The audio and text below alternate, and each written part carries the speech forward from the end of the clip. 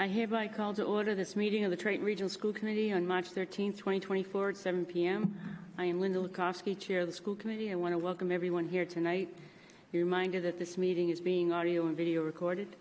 I'm going to read our vision statement. We are a community of learners known for unwavering commitment to meeting the needs of all students. Through the adoption of best practices and our active partnership with families in the wider community who are united in supporting the development of engaged, successful, responsible, resilient learners. Students will be well prepared to be ethical, empathetic, and contributing citizens. Could we please rise for the Pledge of Allegiance?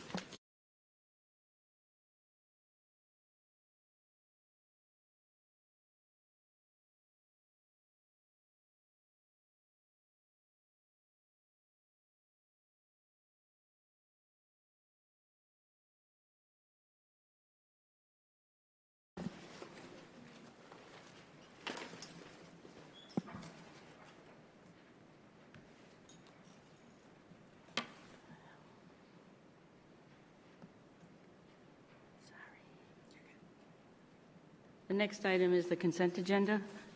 The consent agenda contains multiple donations.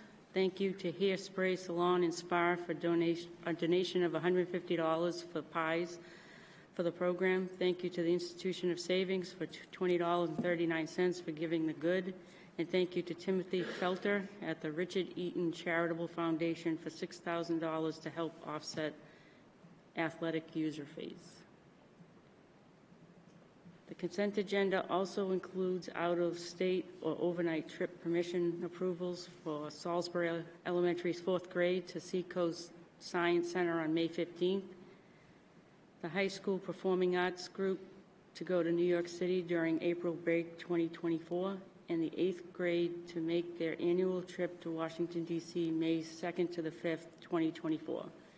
Can I have a motion to approve the consent agenda as presented? I'll make the motion.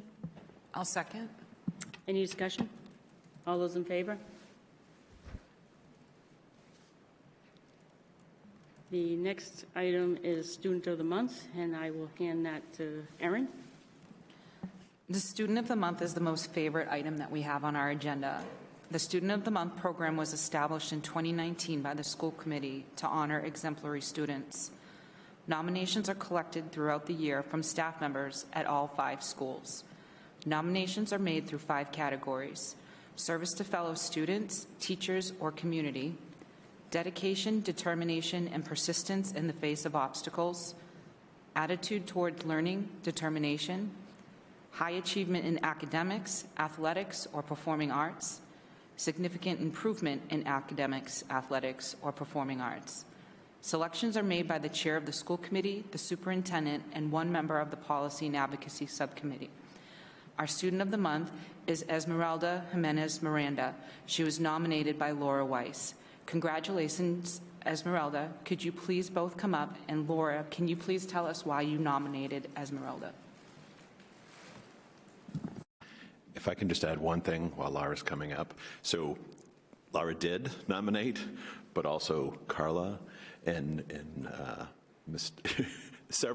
we have several staff members over here. And so this was the first time that we've ever had 5 individuals, some of them coordinated, some of them completely separately nominate a student. So, so just want to make sure that that's clear. We have, as you say, Chair Lukowski, it takes a village. Okay, I think I got it. Hi, I'm Lara Weiss. I'm the EL educator at the high school, and I was thrilled to nominate Esmeralda. Esmeralda came to us in the fall of 2022 from Guatemala, following her 2 sisters who are here tonight, who also graduated from Triton. And Esmeralda has just been amazing to work with. Every day she comes to school ready to learn. She just wants to absorb everything. She doesn't want to memorize. She wants to understand. She's kind and thoughtful to her classmates, to her teachers. I had this whole written thing, but she's just an absolute joy to work with. She is one of the students that I will always remember, a highlight of my career for sure. And in biology class, she is learning the language and she is learning biology, and she's just not memorizing it, she's understanding it. She's just amazing. And I know Ms. Wagner wants to say a few words as well. Hi, I'm Carla Wagner, and Mr. Reese and I work in the academic support program, and we've had the pleasure of working with Esmeralda as well. Esmeralda is one of those students that makes you grateful that you're a teacher. It was difficult to decide whether to nominate her for her strong character, her determination and resilience, her excellence in academics, or her perseverance in the face of obstacles, because she embodies all of these. She's eager to learn, she always has a positive attitude, and is as hardworking as she is sweet. She takes on any challenge presented to her, she never complains, and she works tirelessly to achieve her goals. She's friendly and kind, and always goes out of her way to say hello and ask how you're doing. She is helpful and always willing to help others. Every day I get to work with her, it's a great day for me. She's an excellent reminder of why I wanted to be a teacher in the first place, and she brightens every one of my days with her smile and her laugh. Her effort and her positive attitude are just astounding to me, and it truly is one of the greatest joys of my career to work with her.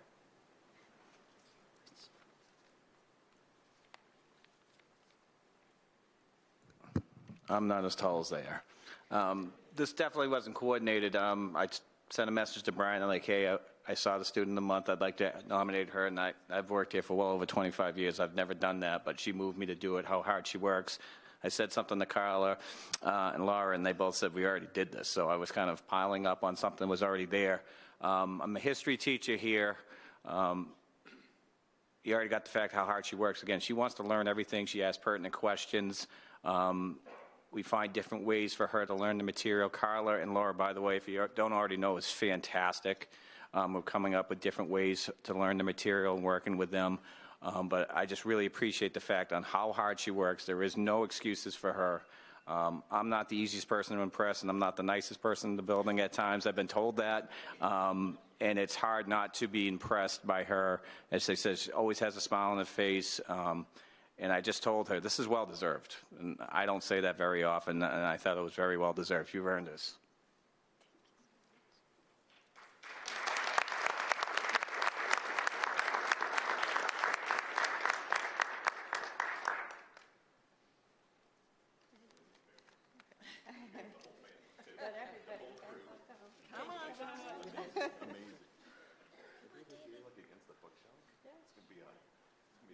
Put family in front. With all of these, too.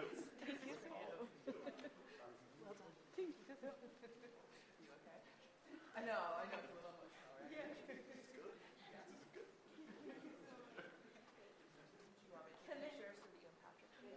Yeah. I'll take your. You want to say something? Yeah. Absolutely. All right. Pause. Hi everyone, my name is Esmeralda, and I really enjoy my classes, my teachers. When I came, they helped me a lot, and all this year I have learning English, and I really appreciate everyone who helps me, and I really like to learn, and they help me a lot, and I just wanna learn and help. I wanna say something to my teacher, for the best teacher a kid could ask for. I really appreciate your creative and engaging lessons that help me learn fun and exciting. You have been an incredible mentor and role model for me, and I'm so thankful for all the things that you have done for me. You have helped me in grow and succeed in ways I never thought possible. But with your help and support me, that make me strong and learn more about. Thank you so much, and thank you everyone for helping me.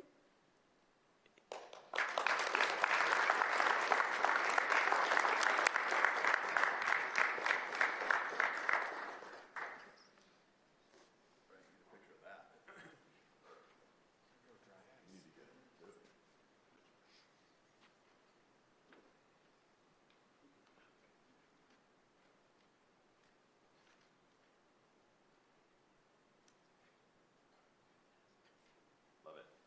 Amazing. In case you ever wonder why we do what we do. Yeah,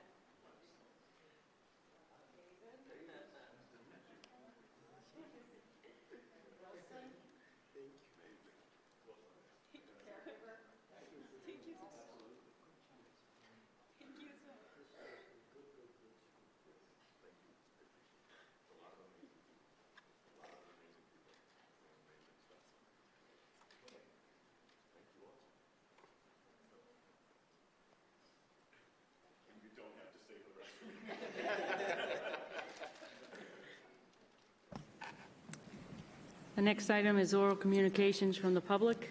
Members of the public may address the committee for up to 3 minutes, longer with the permission of the chairperson. The committee will not engage in a discussion on topics raised during public comment, but may choose to add the topic to a future agenda. This agenda segment will be limited to 15 minutes. Are there any members of the public who wish to address the committee?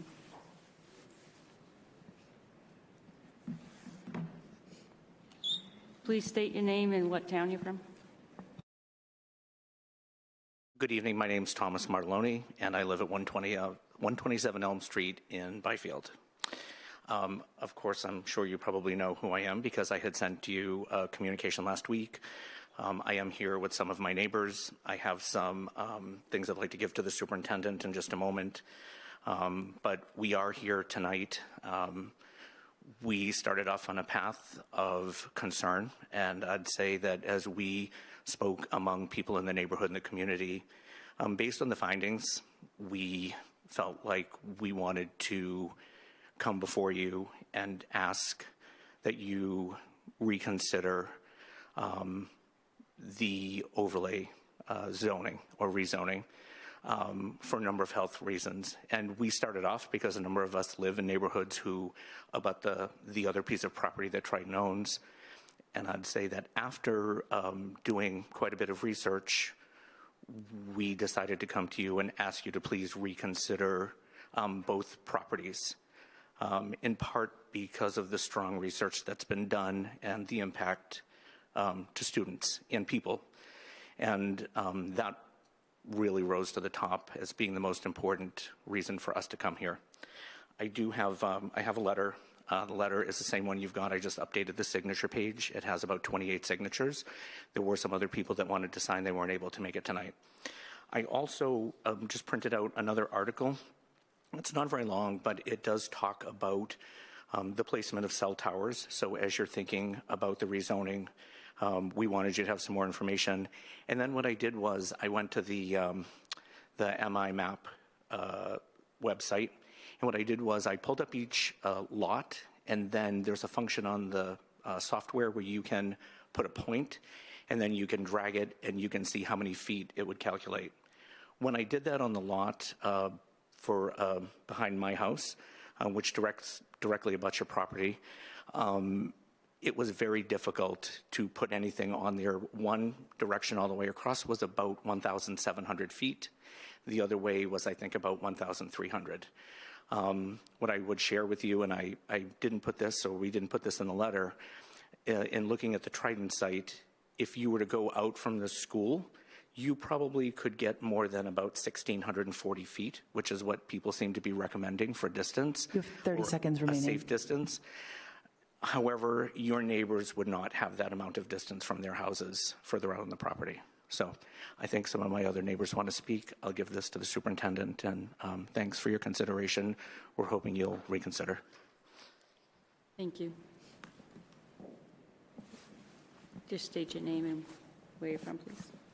Good evening. My name is Dave Straucher. I live at 25 Green Tree Lane in Byfield. Tonight I'm here, like my neighbor Tom, to discuss the Town of Newbury Planning Commission's proposal to modify the Wireless Communication Service Overlay District to include the use of Triton Regional School District properties located in Byfield to potentially host at least one cell phone tower. A group of concerned parents and citizens of the town sought to better understand the driving need as brought forth by the Planning Commission, and that is public safety. As such, we sought the input of the leadership of both public safety departments for the town of Newbury, something the Planning Commission has previously failed to do. You've all been provided with very well-reasoned and thoughtful responses from both the current police and fire chiefs of the town of Newbury, indicating that there has not been a single instance that they are aware of where an individual was unable to reach emergency services via a cell phone when it was necessary. As well, I have personally reached out to retired Fire Chief Janvrin, who was with the department for 36 years prior to Chief Evans. He also indicated that there is not a single instance of an individual being unable to reach emergency services via a cell phone that he was aware of. These responses alone indicate that there is not an immediate imperative to approve the use of any location within Byfield for construction of a cell tower. While Chief Fisher's response does provide some very well thought out concerns and scenarios inside the high-end middle schools regarding cell phone coverage, she wisely avoids promoting any solutions as this is well outside her area of expertise. As a 20-plus year veteran of the IT field, and having recently been involved in the infrastructure build-out of 2 new 8-plus story buildings in Cambridge, I personally do have experience in the area and can tell you that placing a cell tower in proximity to the school may resolve the issues. It may not. There are a lot of dependencies for which further studies are necessary. I can also tell you there are better technologies out there, such as distributed antenna systems, to meet the needs. Placing a cell tower nearby is like using a nuclear weapon when a precision-guided missile is what's required. It may or may not solve the problem, but there is potential for lots of unintended collateral damage. So without a clear proven need, without any evidence that a cell tower will solve the concerns raised by Chief Fisher, and with the clear health concerns raised, we are asking you to perform your due diligence and protect the children and neighbors of Triton from RF emissions by removing both Triton properties from consideration at this time. Thank you. Thank you. Oh, and apparently I'm quite short. Hi, my name is Amy Speak, and I live on Longbook Road. I've lived in Newbury for 30 years. Our planning board initiated this project in 2020. Since learning the specifics just a few weeks ago, many of us have asked questions, both obvious and not so much, that they have neither posed themselves nor have they been able to answer for us. This, particularly with what I'm about to share, gives us serious pause, as well as everything that we've shared with you in the letter that we submitted. Our planning board claims that should this rezoning be approved at town meeting, that they will maintain control over any installation, from determining the height limits to oversight of the design, conducting an environmental impact analysis, by requiring testing with its own experts and through negotiation. Based on our investigations, this is substantively inaccurate in many respects. For example, and I repeat, we found this on our own research, the Telecommunication Act of 1996, Section 704, subsection A.7 B.4, and I'll just paraphrase it here to spare you, essentially removes much of this leverage that's anticipated by our town planners to deny or limit an application or installation.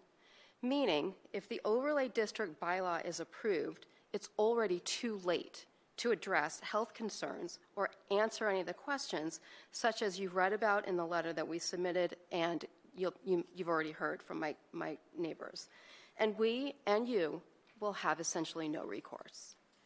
Further, something called the shot clock requires that once a proposal is submitted, the town has 150 days, roughly 5 months, no more than 5 months, to respond with an in-depth written report.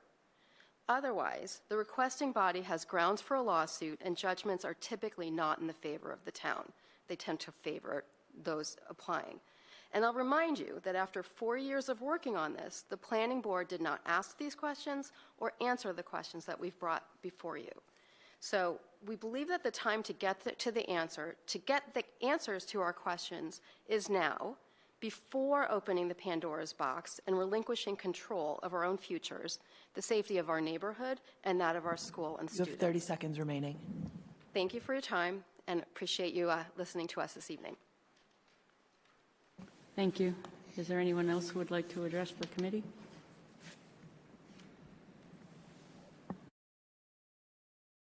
Good evening. Thanks for your time. Peter Shimolinsky, 123 Elm Street.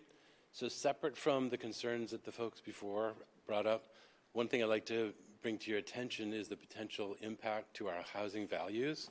Quick Google searches, it's all over the place. I just want to share a couple. A PhD study about the effect of distance to cell phone towers. If purchasing or renting a property near a tower, over 1/3 of the control group respondents would reduce the price of their property by more than 20%. That's one. Number two, from the National Business Post, cell phone towers bring extra tax revenue and better reception to a section of the city, but many are skeptical because of the potential health risks and the impact on property values. Increasing numbers of people don't want to live near cell towers. In some areas with new towers, property values have decreased by 20%. From Area Hub, cell towers are increasingly common throughout the U.S. Close proximity to cell towers has been found to reduce property values, and the health effects of RF radiation exposure emitted from cell towers remains unclear. Another one, 94% of people surveyed would not buy or rent a home near a cell tower. This is impacting us, right? There's other concerns that folks mention, property taxes, the property values will be negatively impacted, and we have to live with it. So, thank you. Thank you.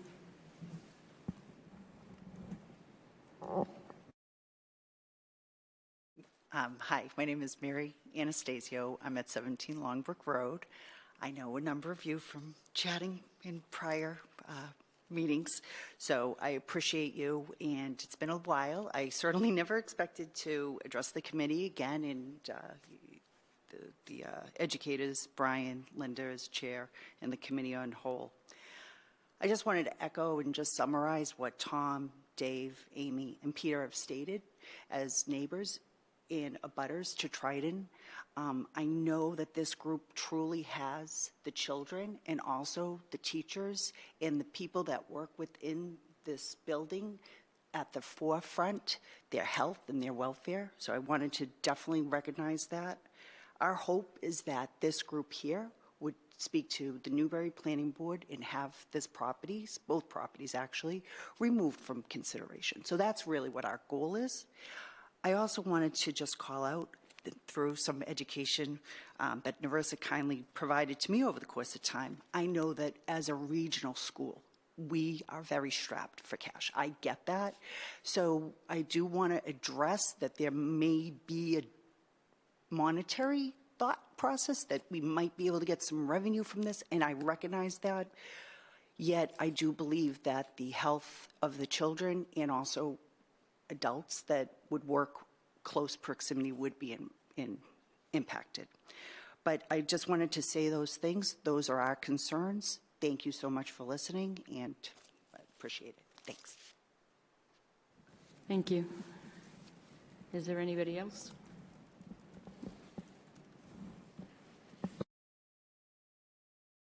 Hi, Bonnie Patch from 35 Green Tree Lane. Well, I'm concerned because when this first came to my attention, I was thinking, oh my God, property values. And then when we started talking, we started to realize how many more issues there are to this. And as people have said, there hasn't been a lot of due diligence. And I think that once the zoning change is made, the door is wide open and there won't be going back. So I would also ask that you toss the idea, or if not, pause the idea until solid research is done. Because I think due diligence hasn't really happened sufficiently yet. And that's all. Thank you very much. Thank you very much. Thank you all of you for coming to speak. 2 minutes left on the 15 minutes, so I don't know what you want to... No, we're done. Okay, that was the last one. Yeah.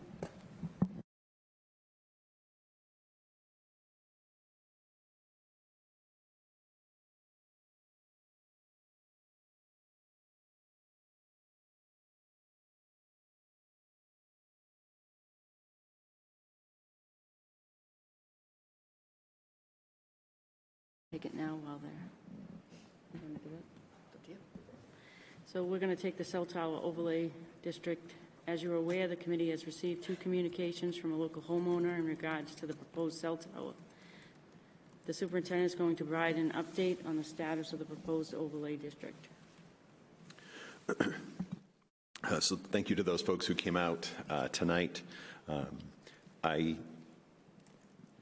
Tom's original email was on the agenda, and the second one was added for a discussion point.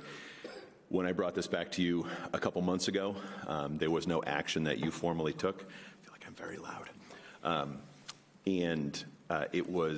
This was something that was not sought out by us, anyone within the district.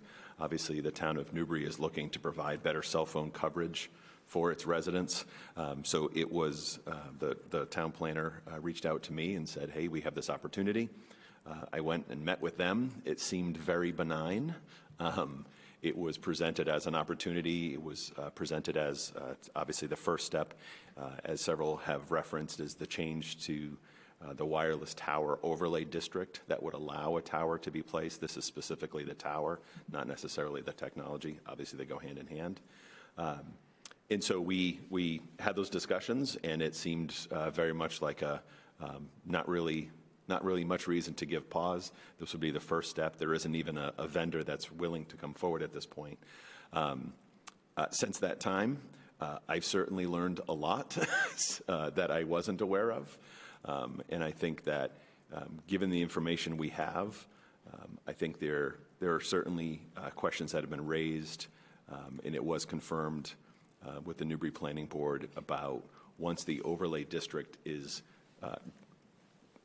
what's the right term? Established, granted, there is some loss of control that the town has or that the town loses as far as the ability to stop a provider or what have you.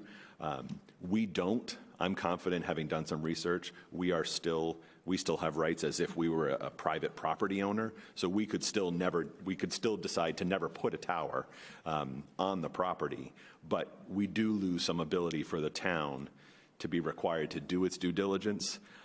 So I think at this point, obviously you never took a formal vote. You left it to me to say, yes, we want to be part of this overlay district. Again, it felt very informal. I think at this point, I would be inclined to ask the town to pull our two parcels off. I think both parcels have different benefits from a design standpoint that the consultant shared as far as uplands, lowlands, access, and providing coverage to the dead spots that they show on that map. I think there's a lot of research, certainly, that's been presented to me. I mean, Tom has obviously shared a lot of information on behalf of a larger group. I've done some of my own due diligence. I think there are a lot of questions. And before we go down a path that could open a box, I think we probably have more control than may be assumed as a private owner. Obviously, it's a public entity. But I still think there are far more questions that I have before I would want to be part and have the district be part of an overlay district that would, in essence, be welcoming the AT&Ts and Verizons to come in and start making proposals. So there would be a lot of due diligence done. I am not an expert in cellular wireless coverage. Its benefits, I understand. I don't understand all the dangers, but there is a lot out there.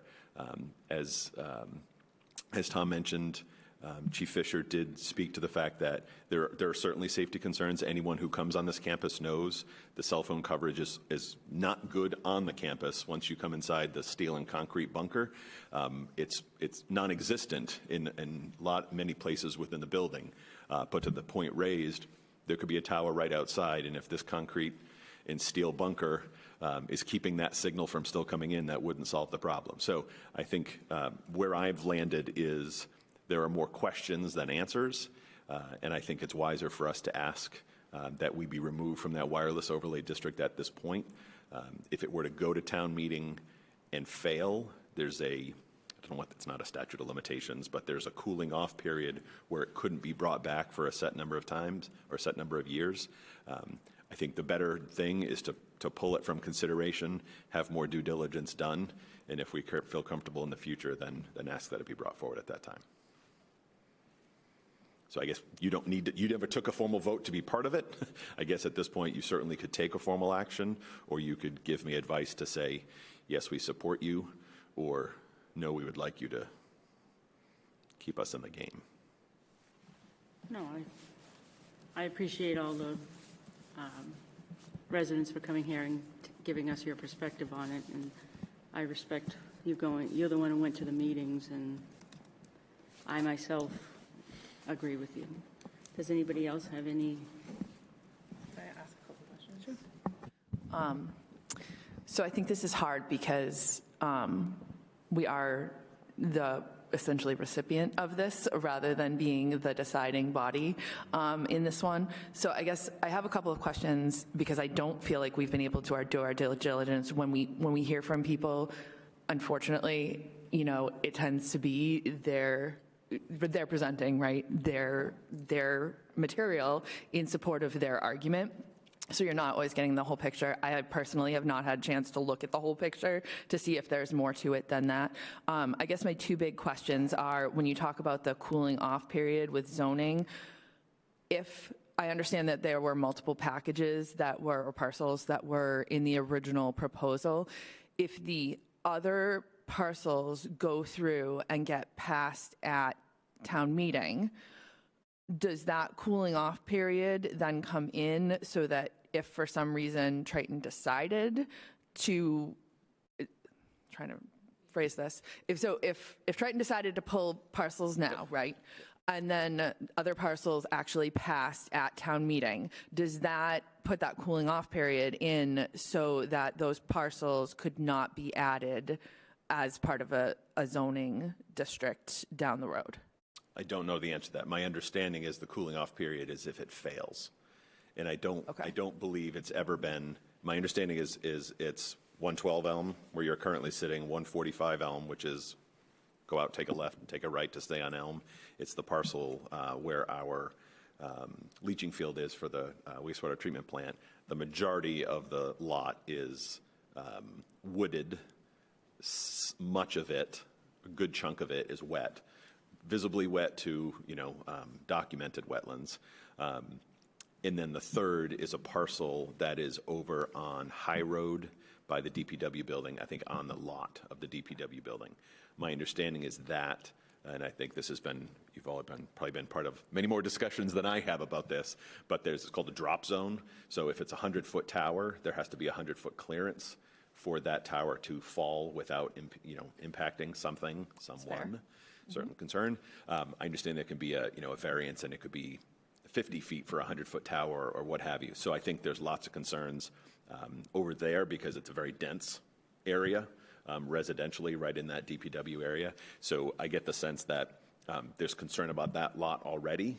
These lots, as far as the kind of the topography and layout of the lots, are better from just a consultant looking at a piece of paper, not thinking about who lives and operates on those pieces of land. These are better lots. So I still think from a town planning perspective, there's a considerable value add, right? There's a considerable value for the whatever 1,200 people that are on this campus every day and having a cell phone that would actually ring. From a public safety perspective, there's a value add so that in an emergency we have solid coverage.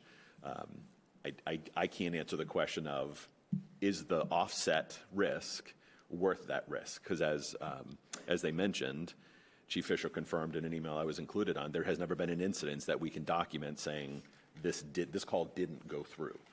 It's well known that calls don't go through, but there hasn't been an incident where it was an issue. Okay.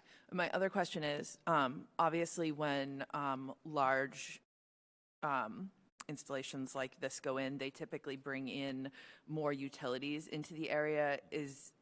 Do we lock ourselves out from other significant, like if they were going to bring in fiber to put up a cell tower, right? For whatever, I don't even know how all this works, but I know that utilities tend to follow, right? These types of an installation. Is there a disadvantage to the district as far as potential future improvements on our utilities here on this campus that would come about as a result of removing the two parcels from the overlay district? I cannot answer that concretely. I mean, I do know we've talked about fiber optics, obviously that being currently the fastest technology. We don't have the ability to get access through a Verizon or a Comcast. Verizon isn't in town. If a Verizon, if a tower was coming in through Verizon, are they going to pull fresh fiber that gives more access? It could be. I don't know the answer to that. My understanding is that we obviously know the speed with which technology changes, in that right now, a 100-foot tower with multiple antenna is the latest and greatest technology to deliver a signal to this device, outside of Wi-Fi. In 2 years, it may not be, right? It may be a very different, gentleman mentioned a different thing that I've never heard of, and now I have something to go look up, right? But technology is changing rapidly, and I think part of this is, are we jumping into something with a potential larger negative than a benefit when the technology could be obsolete in 5 years, versus hold off, continue to work with the town of Newbury, encourage them to continue pursuing this, answer the questions that have been raised, and get into this in a year and reconsider it again. And maybe it's much more clearly a yes, or maybe it's a much more clearly a no. I personally like the idea of getting answers to a lot of those questions. I don't know if that requires us to pull or just to say we're tabling this and allow them to take it up and hopefully get some answers to those questions.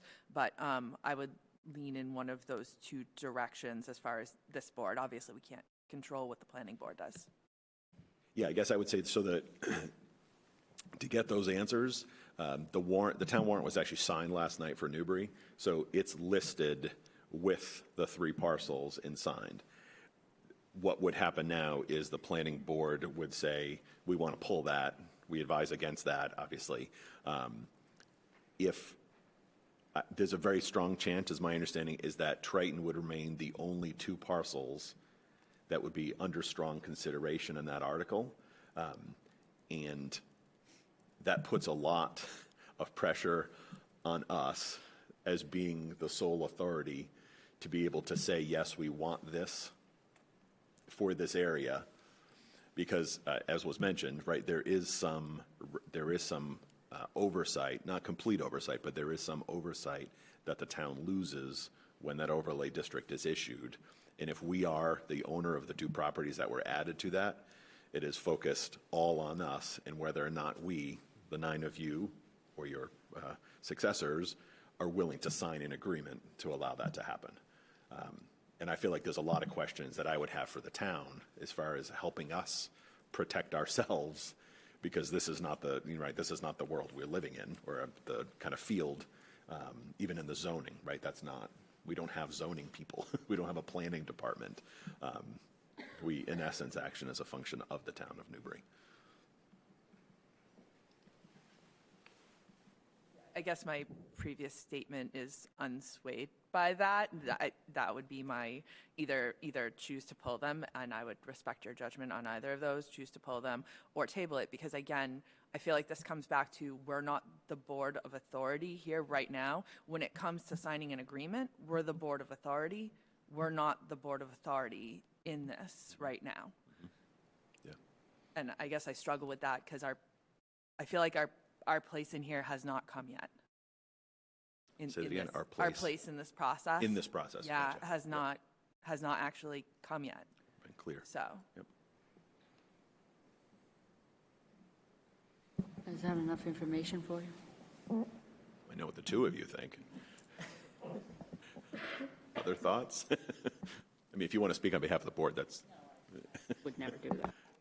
Uh-oh. I think when we first started talking about this, it was presented as something with no risk that we could back out of as necessary. That no longer seems to be entirely the case. So I would lean towards pulling off of that. I don't know how that works with the town warrant, but I would lean towards moving that now so that we can get some answers. I tried to look up some of what was presented and could not find, in the time that I had to do that, anything definite that made me feel comfortable in either direction. So. Thank you, Paul, because that's what I think you have having like a press conference over there. It's a lot over here.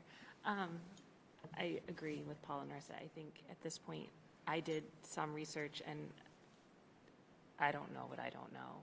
And I do not understand RF transmissions enough to say, like, yeah, this is okay, like, let's go forward. But also, to that extent, it feels like it would be kind of out of our hands to an extent anyway. So I would prefer to either pull it or kind of table it until more information comes forward, because when we looked at it before, it just seemed very benign, like, go ahead, do it, we can figure it out later. And now it looks like we're going to need to answer a lot more questions.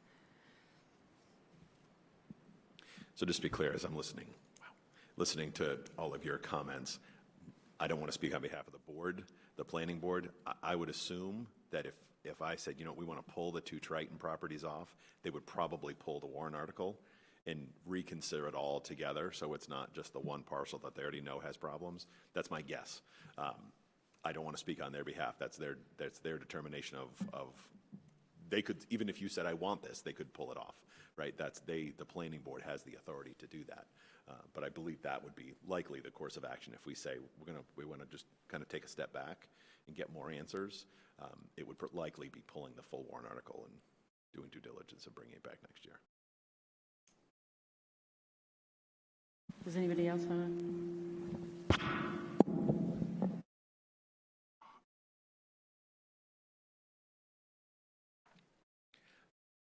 I think I have a sense. I think I'm seeing nods, and so I will tell you based on what I'm hearing tonight, I will be reaching out to the planning director tomorrow and saying we want more answers before we're ready to have this be on the warrant for a vote.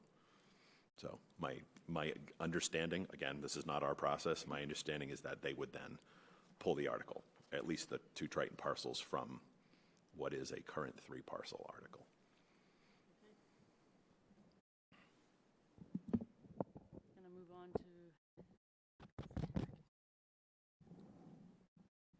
Now we're going to move into new business. Would any members like to raise additional items for inclusion on a future agenda? Seeing none, we're going to move to the DCC meeting update. The last DCC meeting was February 20th, and while we have DCC updates as a standing item on our business meeting agendas, we discussed that meeting as part of the budget deliberation discussions on February 22nd. Does anyone else want to add to that? I mean, I think I would add just in that this is the kind of school committee in the town's conversation, just to say that Linda and I went to the Raleigh Board of Selectmen meeting on, I didn't pull dates, 2 Mondays ago. This past Monday was Salisbury. Yeah. Yes. So the last 2 Mondays. First one, just me and Linda. Second one, because Brian was unfortunately indisposed. Second one was all 3 of us.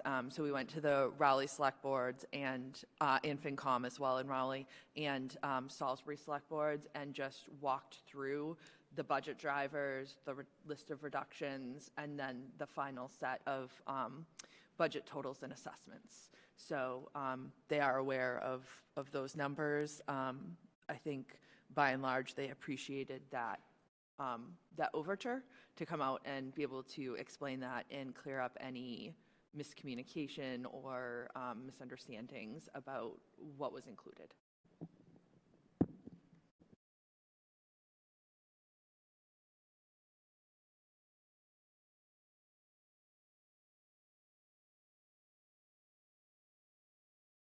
Next meeting is March 28th at 6:30 in Salisbury. The next item is the new SES principal introduction. The superintendent has asked the new Salisbury Elementary School principal, a familiar face to many of us, to attend the meeting tonight for a formal introduction. Before I hand this over to him, I want to give my thanks to all the panels who worked to narrow the field of candidates, the community who came out to meet the final couple candidates, and the administration who worked on this. I also want to express a special thank you to Erica Champagne from Salisbury Elementary School Council, who put in extra effort to make sure this process ran smoothly. So I will hand this to Mr. Forget. So I think Michael should come up and sit at the table. Looks like there's an empty seat down there next to Ms. Nolan. So this feels a little anticlimactic. It's now been a week and a half, and there's been a lot of discussion about this. So as I had laid out in the process, I think it was last September, October, it seems like yesterday, we started a process. The position was originally posted back in November, did a large-scale search, narrowed candidates down, and did on-site visits with 3 separate panels, a panel of parents. As Ms. Laskowski said, Erica Champagne chaired that panel. There was a panel of 10 educators and staff, and then a panel of administrators. Each of the candidates sat through an hour plus with each of those panels in a single day. We then brought finalists back, or 3 individuals back for further interviews with a combined panel, another round of long afternoon, and then there were 2 finalists that were identified, obviously Michael and then another woman named Lauren King. Several of you had the opportunity to meet her. Both highly qualified candidates. It was important that whoever the principal of Salisbury was going to be would be that we would measure these people against the other competition. Obviously, Michael is an internal candidate, so he was a known entity. We know his caliber, his character, his quality of work, his passion, his dedication to the district and the students, and particularly Salisbury, having grown up in Salisbury and being a Triton graduate. But it was important to have a process where we measured him against other qualified candidates. And Lauren King was a very strong candidate. And so I'm very pleased to have had the opportunity to have Michael engage in this process, be willing. Obviously, it means he's leaving Newbury Elementary School.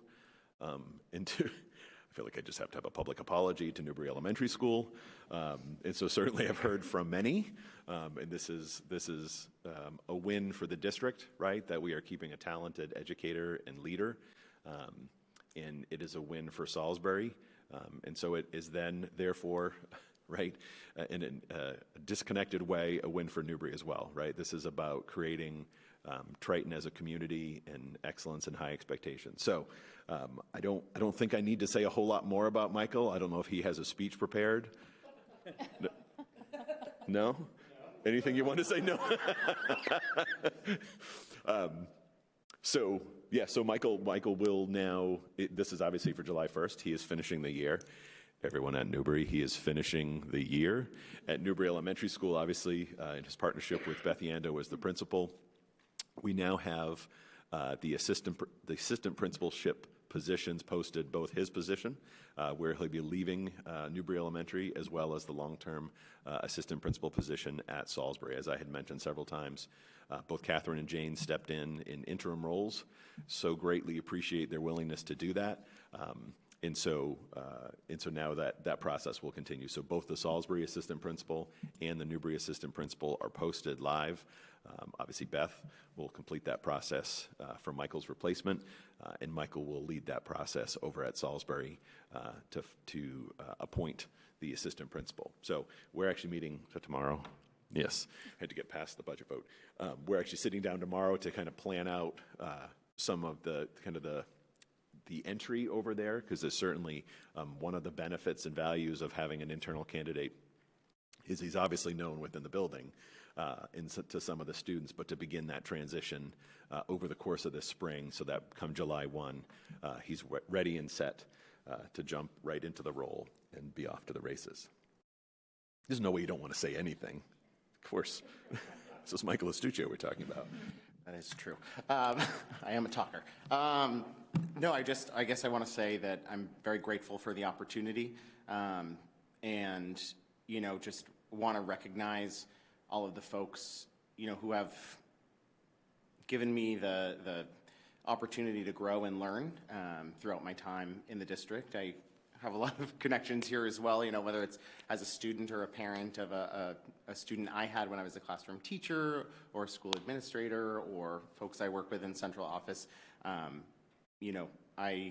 a lifelong Viking, and it's an honor to be able to continue to give back to the district that means, and the community that means a lot to me. And as someone who grew up in Salisbury, an honor to return to that community as well. And yeah, just excited for the future. A lot of great conversations with educators and parents, and bittersweet to be leaving such wonderful connections at NES, but looking forward to the work ahead. So, Thank you, Michael. I'm personally glad to see you going over to Salisbury Elementary. That school has had a lot of change over the years, and now it's going to be in change again, so I'm glad to see somebody who's in the district that can reach out to your cohorts whenever you need any assistance. I appreciate what you're going to do, and we're here for you for everything that you're going to need. Please reach out if there's anything that Brian can do for you. How did I see that coming?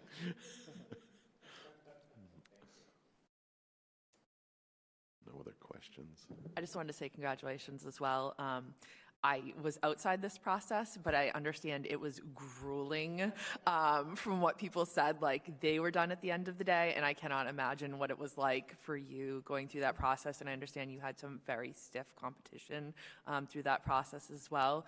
And I just think it says worlds that after going through that, you know, you came out getting the offer. So congratulations for that, and we are very lucky to keep you in the district.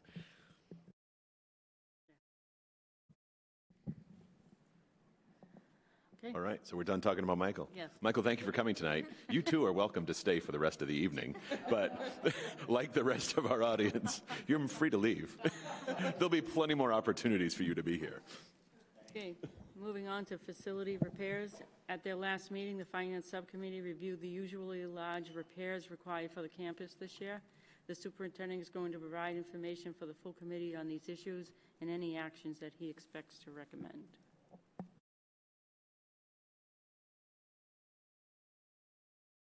Thank you. Just point. Follow the bouncing ball. Yes, so there is no action for tonight. Obviously, this is something, actually, this is something that was mentioned first to the Finance Subcommittee last month. We will continue to discuss that. We have a Finance Subcommittee, wow, that's next week, right, next Thursday. This is a heads up. So we've been talking about this for a while. We have our first Facility Subcommittee meeting on Friday morning, and that's Narissa, Caitlin, and Matt, right? We have work to do to determine a plan B, right? We've talked about a plan B if we're not accepted. We've now not been accepted twice. There are efforts underway. John Skinicki, as a new facilities manager, is doing tremendous work, brought a tremendous breadth of knowledge. And so there are certainly things that we're addressing. Addressing things costs a lot of money. And so there's certainly many smaller items and areas that are being addressed, but at the same time, there are several things that are just happening to go. And one of the things that I wanted to mention is it's called a tight tank. It's a poly contained tank, basically between the tennis courts in that back wing of the school. It's connected to all the science labs, and so anything that's put down, a chemical sink, the wash basins or any of those goes into the tight tank, because if there is chemicals, obviously we don't put that into the treatment plant. So that tight tank is in a big concrete vault, similar to a septic tank. That had a crack. The vault was full with water. The poly tank was floating. So there are things like that that are just due to the nature of this building now being, built in 1968, 67. And then there were many components, obviously, that were upgraded and updated in the late 90s. There are many that weren't. And so those are the types of things that are starting to happen. That is, we still don't have an exact number. We anticipate that's in the $50,000 range. That is not something that we have any capacity.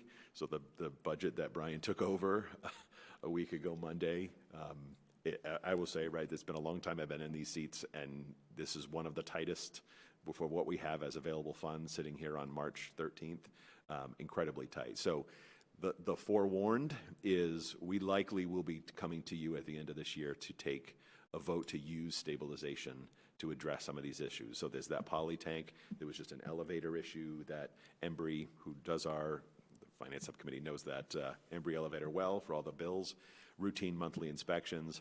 There was a large $7,000-8,000 repair to keep it functional, right? This wasn't hey, you should take care of this. This was, if you want this operator and this elevator in operation, this has to be taken care of.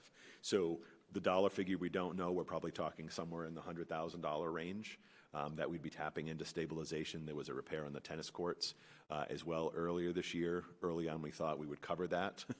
Those balances that would cover that certainly have dwindled. And so, while we don't like that, this is exactly the purpose for having a stabilization account, right? When we talked about, Kyle's spoken over the last several years about improving our bond rating. We've used Moody's, and so one of the things they want to see is not tapping into excess and deficiency, which is a reserve that shouldn't be an operational reserve, but having reserves, E&D, stabilization, that's one check. And then when we do need to have operational capital outlays like this, that we're using an account that's designated for that. So the budget that we'll talk about momentarily, and hopefully pass based on all the conversations we've had, includes another $75,000. So by fiscal 25, we're putting $150,000 per year into stabilization.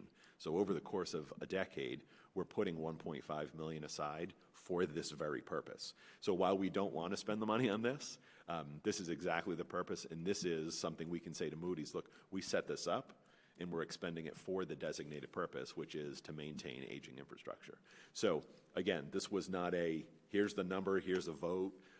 This is forewarned is forearmed. This is in the spirit of what we've learned through recent conversations about building projects in neighboring districts. This is about making sure, similar to the facility subcommittee, making sure that everyone is very clear on the needs of the building and the increase in costs and likelihood of more costs that are going to emerge as we start to talk about a Plan B and what that looks like. Thank you. Any questions? Any questions?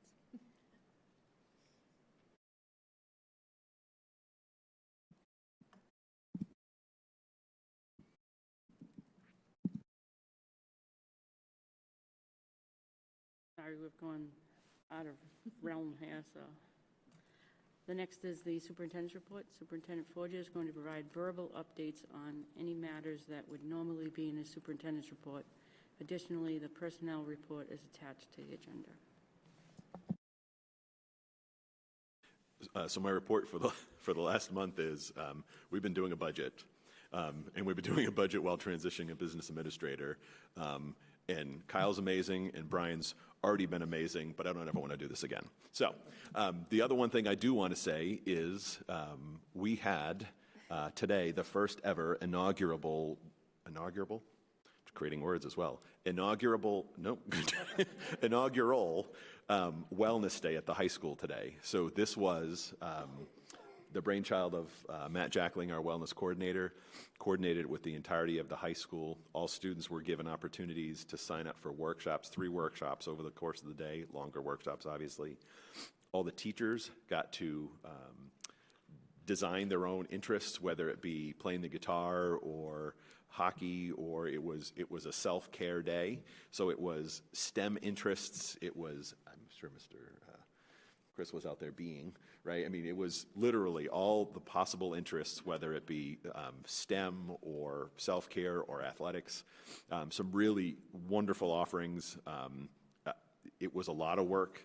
It was, as I said, it was Matt Jackling's brainchild, obviously coordinated with Patrick Kelly and the rest of the staff, because it was all the staff and the teachers who taught, I can't want to say taught, who held the workshops.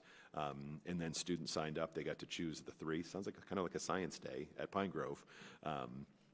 And so certainly it had its moments, it had its glitches, and I'm sure there were things that for the second wellness day, there will be some tweaks. But I heard such wonderful things all day long from students, from staff.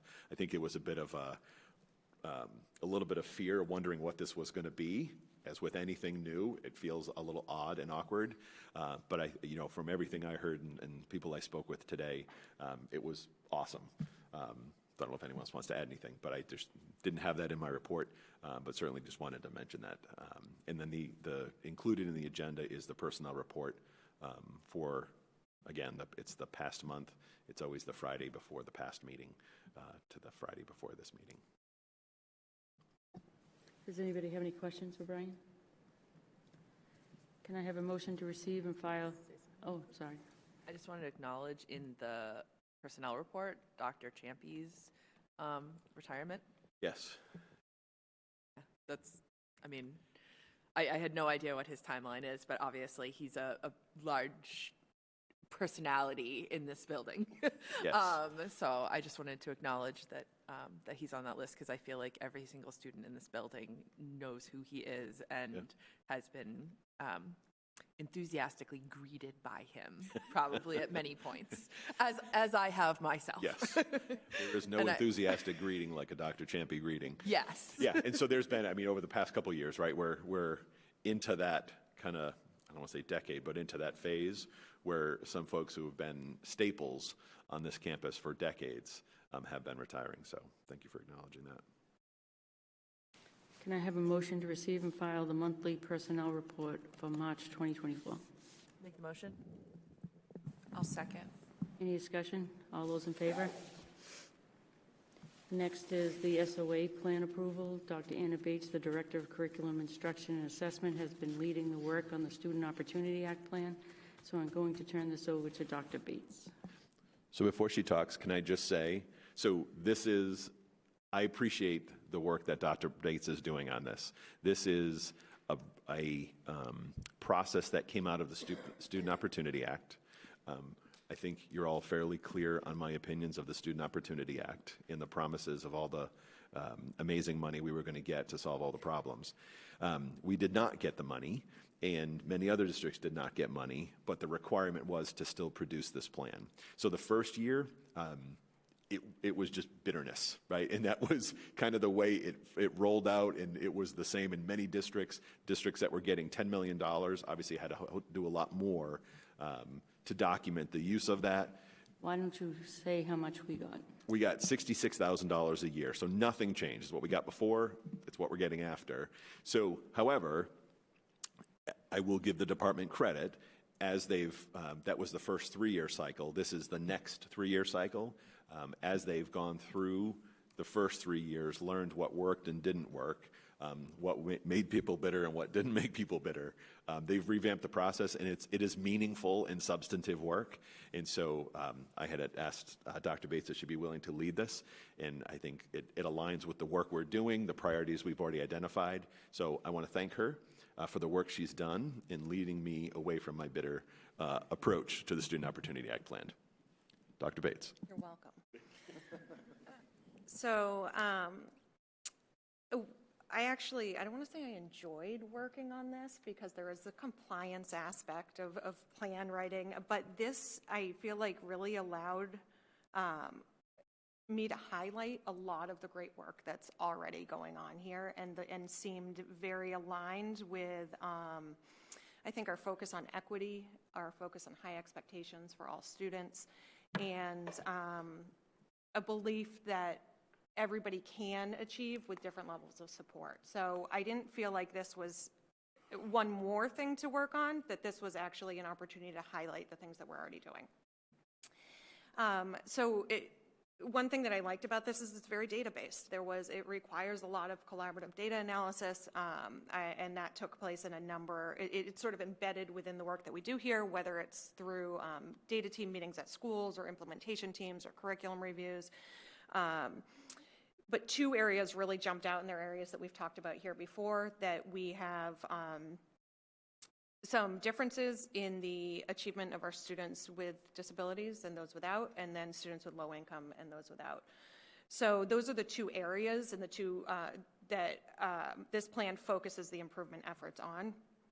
And those improvement efforts are sort of split up into two different groups. One is a focus on the implementation of high quality instructional materials, so providing the resources and the support for our teachers to use them.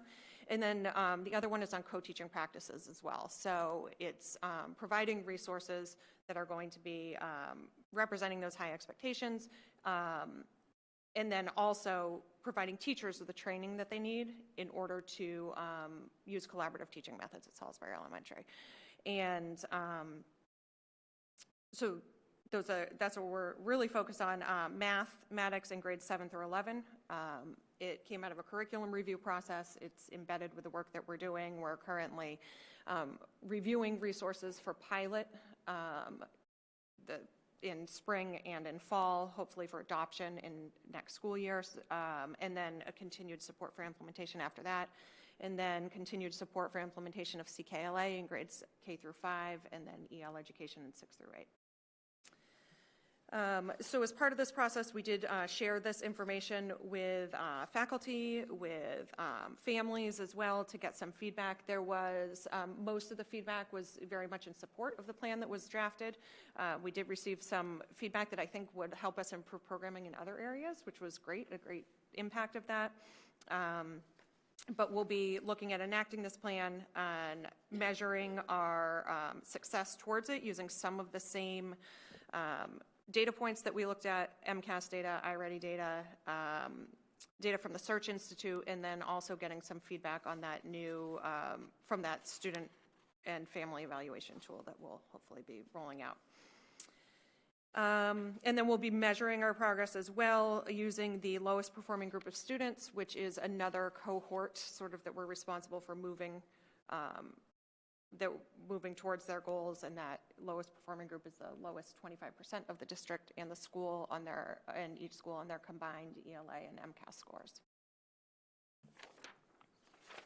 Are there any questions? Well, thank you. I think that was well done, and I would make a motion to approve the 2024 Student Opportunity Act plan as presented. I'll second. Any discussion? All those in favor? Thank you. Thank you, Dr. Bates. And next is the FY25 final budget approval. I want to open tonight's final budget vote with a big thank you to everyone who has worked hard and put in so much effort on this year's budget. From the school councils, the principals, to the district administration, to the school committee, and the members of our district communications committee, to the parents and community members who have weighed in on the decisions being made all along the way. I appreciate everything that you have done, all the extra hours, extra meetings, and all the passion you have brought to this process and for what you do throughout the year. This was an unusual year in how challenging the budget was from a cost standpoint, and that there ended up being 3 amazing school business administrators who worked to put it together. Thank you to Kyle, our former Director of Finance and Operations, Brian Forget, who was at the same time both the superintendent and our acting school business administrator during the time of the Director of Finance and Operations seat was empty, and then to Brian Perry, who transitioned into the Director of Finance and Operations role toward the end of the process. I thank you for the effort and dedication to make this happen. I know that it's been a very challenging budget. And when we look at the budget, we always think of what it's going to take to go into next year. And I just want to highlight some of the things that have been done in the past that have saved, that I think people tend to forget these types of things of what is saving the district and our town's money now. Is if you look at Sarah Littman, who spent endless hours advocating to our state legislators, and all the time and effort that she put in and pulled that universal mail program to the finish line, how much money that is saving the district and our communities. For Shannon Nolan, the administrator, the district administrator of special education, some of the programs that were put in place that will eventually start saving money to the district and to the communities, because a lot of our students we've created programs to allow students to be able to stay in our district and not have to go to other districts or other placements.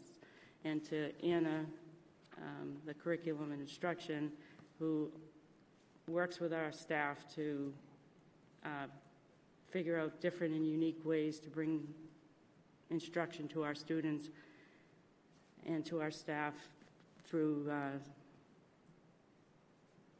professional development, by having some of our teachers do some of that in-house professional development.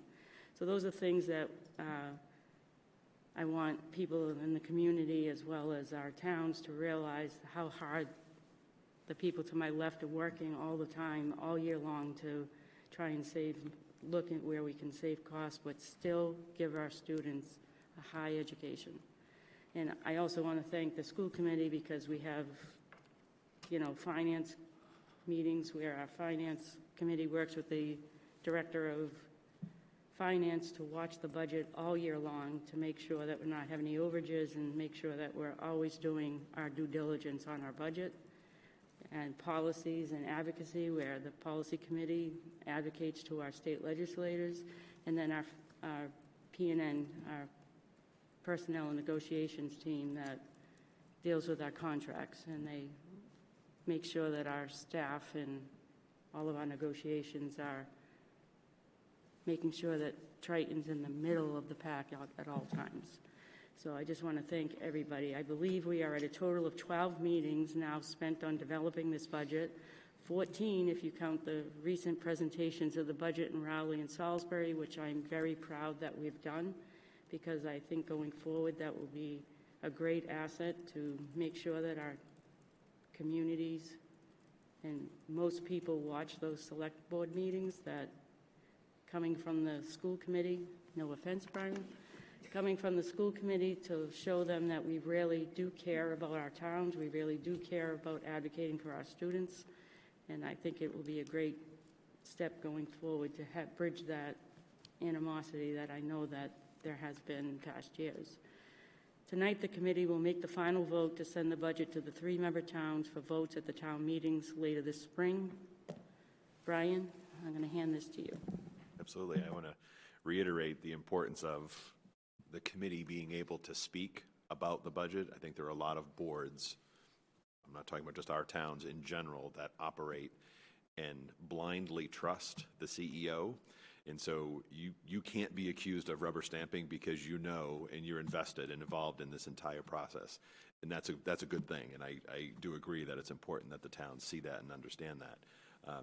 We've had a lot of discussion this year about the product we deliver here at Triton. Obviously, differing opinions when costs are going up. The thing that we in this world fight about most is money, right? I mean, it's when money's tight at home, it creates angst in the home, and when it's between partners or in an organization, it's a hard thing to figure out when you don't have the money that you want or need to be able to do the things that you feel are important. So I would stand proudly behind the education delivered here at Triton. We've had discussions about per pupil expenditures. We've had discussions about what education looks like now compared to 10, 20 years ago. Could not have timed our Student of the Month any better tonight. We don't have classrooms of 30 students sitting with one teacher and just delivering content to them like we did 20, 30 years ago. It is a different world. Education is different. And it takes a lot of people to deliver education well. So I think this budget does that, and this continues to provide an incredible service for our students and families. Are there things that we're taking out that I want back? Absolutely. I think it was in Salisbury when it was asked. The SEL and the STEM teachers we've spoken about, are those off the table in perpetuity? Absolutely not, right? I mean, those are two areas we have to and will continue talking about. Will we be able to talk about those next year in the budget? I have no idea. What we do know is that the budgets are going to be challenging for the coming years. We can see that in our forecasting and modeling. And I don't anticipate there is any large windfall of cash coming from the state. We're certainly getting back to the normal times and what it had been for many years. Front page of the Globe, was it this morning or last night? I think it was this morning, about the pinch of Chapter 70 this year.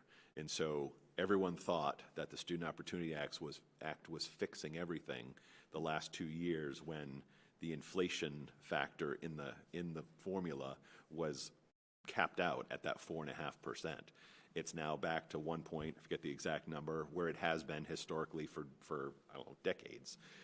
And so this is the norm. So all of those districts that had all of this influx of millions of new dollars last year slipped back into the Triton world, the Pentucket world, the Georgetown world, the Amesbury world of hold harmless.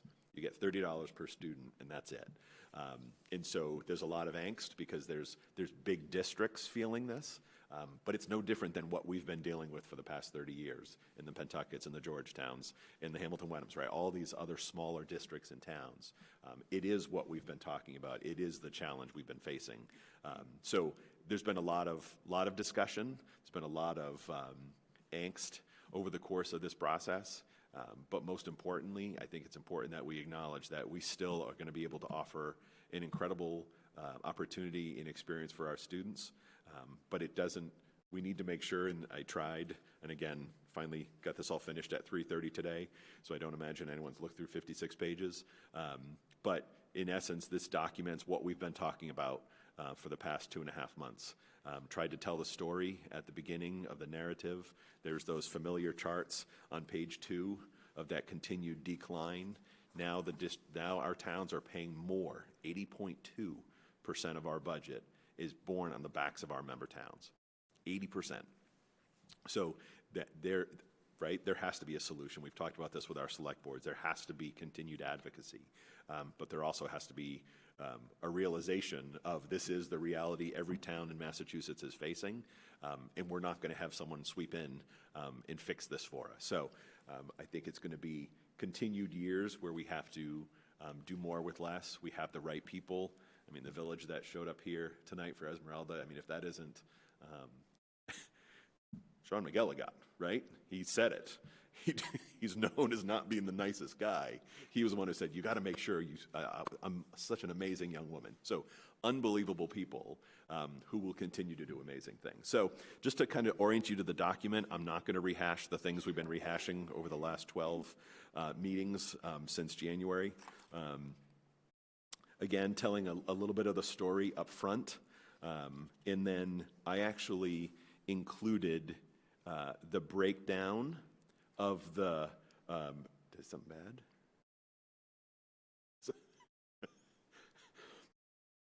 I'm getting dirty looks. Normally you send us the final budget motion ahead of time, and I don't have it. Say that again? The final budget motion.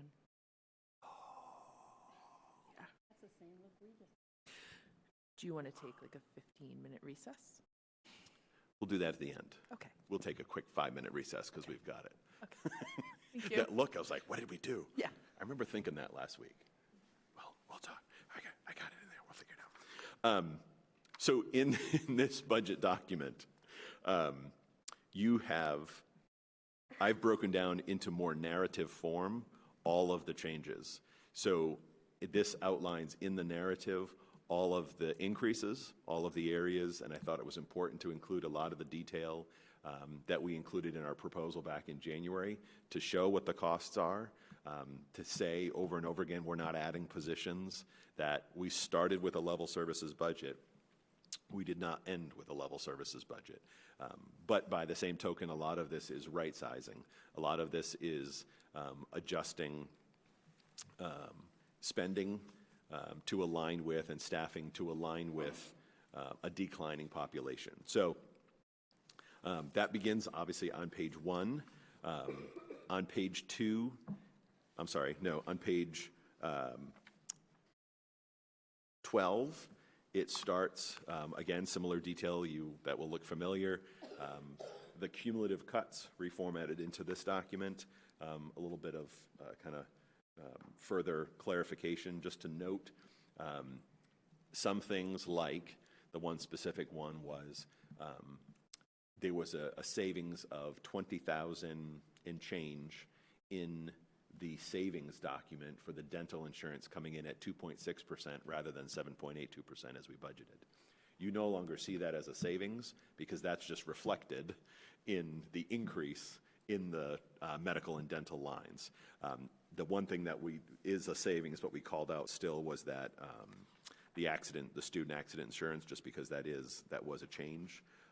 Other than that, you'll see it's the cumulative reductions that we've made since the tentative budget and inclusive of the tentative budget. For example, on page 14, it's inclusive of the 4.4 FTEs at the high school, not broken out individually. So at the bottom of page 14, or midpoint on page 14, it shows the $1.228 million in reductions in savings that we have achieved in this budget. Down the bottom, it summarizes each of those major categories for increases, obviously personnel and compensation being the largest, as it always is in a human services organization.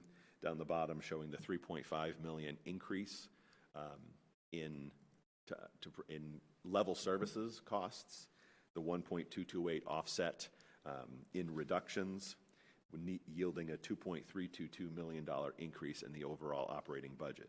So if you turn to page 16, you see that number translated to the top. That shows a new operating budget of $51,783,695, which is that increase of $2,322,485. An important point, I think we've said it routinely, I know we said it again in Salisbury the other night, our net increase in assessments to our member towns is 5.6%. Our net increase in our spending is 4.7%. So if we're going to compare what Triton's budget is doing versus Newburyport's budget versus Amesbury's budget, it's the 4.7 figure, right? It's the increase in our spending that is a comparator with other school districts.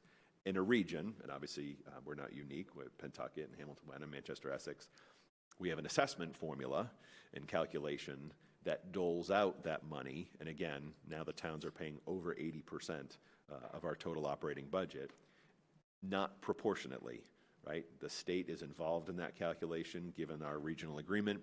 And so last year, it was predominantly student enrollment that drove the major increase for Rowley. This year, there's an enrollment factor, and an even larger factor is Newbury's much larger than normal increase in their minimum local contribution, which in essence is the state saying Newbury got wealthier than comparatively than the towns of Rowley and Salisbury. So either of those factors have the ability to sway that calculation in the yellow box in the middle of the page as far as how we actually assess those total increases to our member towns. So that is detailed in how we calculate that on page 17.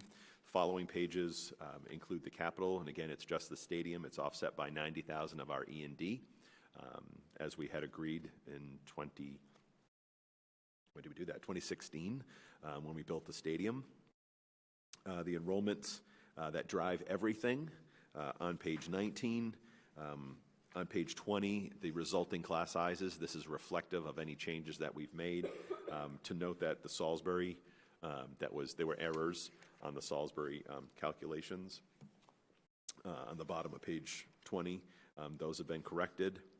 Page 21 and 22 is summaries, and then on page 23, we begin the school by school and then district-wide breakdown of all the costs. Again, the $2.3 million in total increases is summarized by category at the front of the document. It's broken out line by line at the back of the document.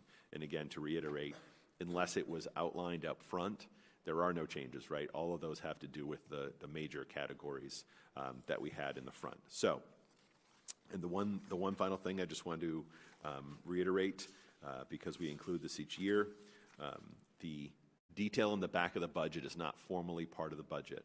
When you vote a budget, we've talked, we've had residents who have come forward and said, you should be producing a total budget with all of our grants and revolvings. By law, the budget you are approving is the general fund budget. That's that summary on page 16, right? That top line of capital in operating of $52 million and change. That's the budget by law that you approve. The information in the back, starting on page 39, that outlines the revolving accounts. That is information, that supplemental information. We certainly think it's important to include, so we include it in the document.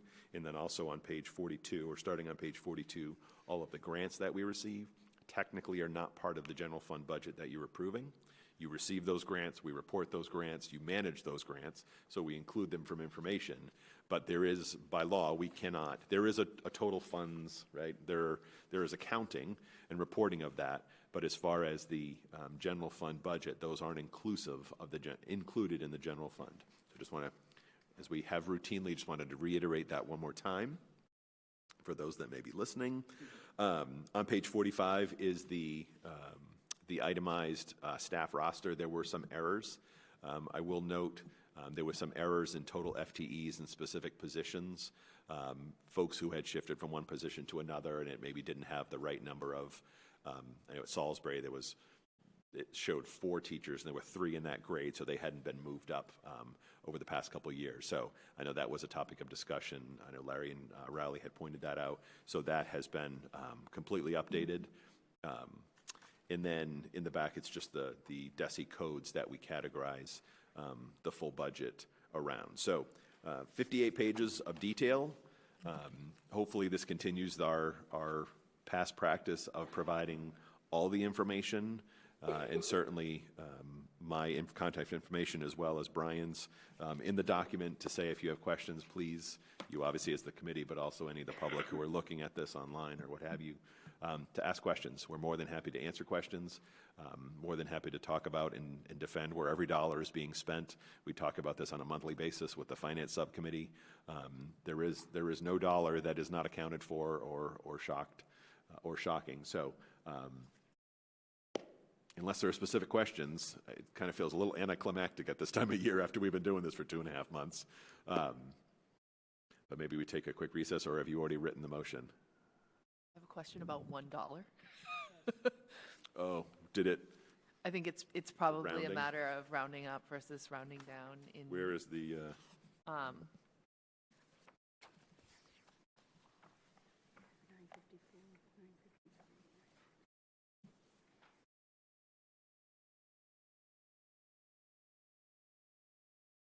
So do the 3. Yeah. So do the 3 with overall calculations. I should ask the accountant guy. Do the lower number.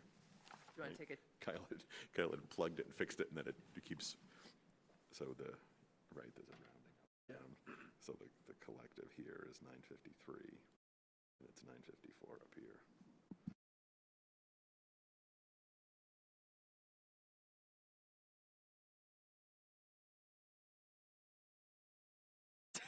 Okay. Do you want to just take a 2-minute recess real quick so you can look at what I have, just so that we're not That is probably voting good the before wrong you take a thing? vote. Yes. That would be bad. Take a 2-minute recess. Okay. Please stand by.